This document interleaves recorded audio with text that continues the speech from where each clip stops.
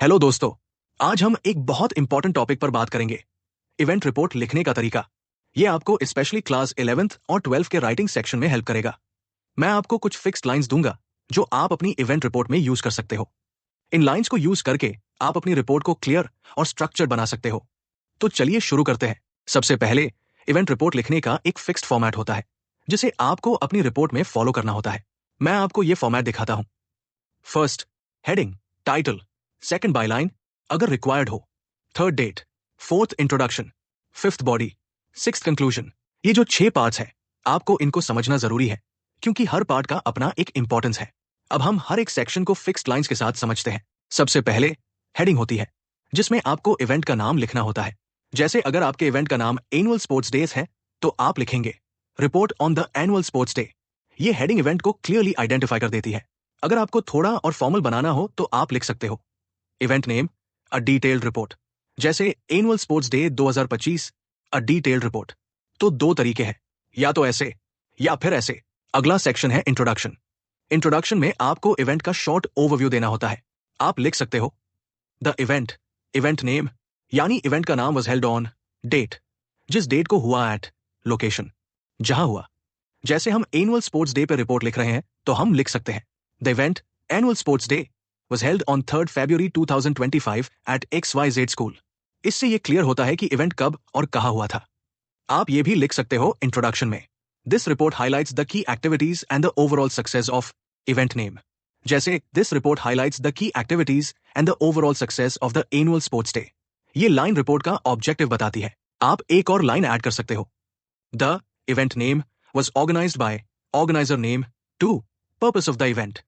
जैसे the annual sports day was organized by the school to encourage physical fitness and teamwork among students। अब हम body section में आते हैं।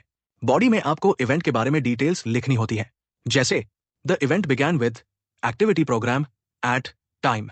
the event began with a welcome speech by the principal at 9 am। ये line event के शुरू होने का वक्त बताती है। फिर अगर आपको एक्टिविटीज के बारे में लिखना हो तो आप लिख सकते हो The main activities included, list of activities। जैसे The main activities included 100-meter race, tug of war and long jump। इससे क्लियर हो जाता है कि इवेंट में कौन से एक्टिविटीज हुई। जैसे अगर आपको हाईलाइट बताना हो तो लिख सकते हो The activity event was the highlight of the day। जैसे The 100-meter race was the highlight of the day।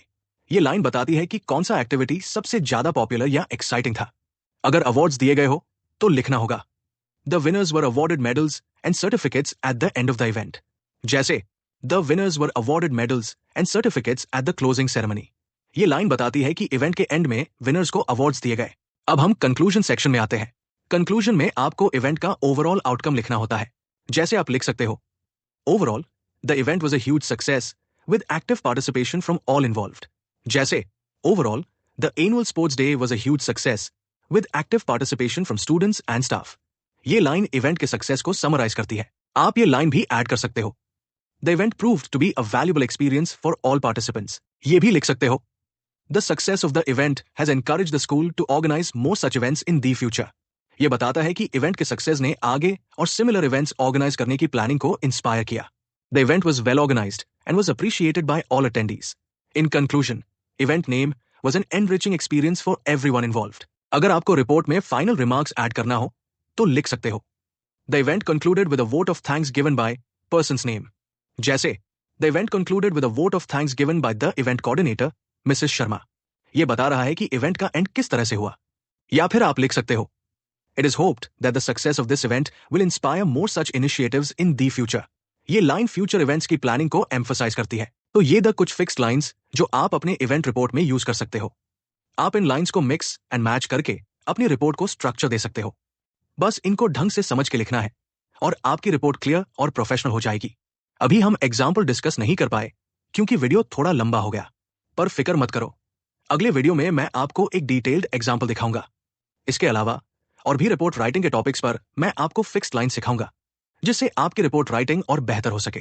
तो अगर आपने अभी तक सब्सक्राइब नहीं किया है तो जल्दी से सब्सक्राइब कर लो ताकि आपको मेरी अगली वीडियोस का नोटिफिकेशन मिल सके और कमेंट्स में अपने क्वेश्चंस जरूर पूछे।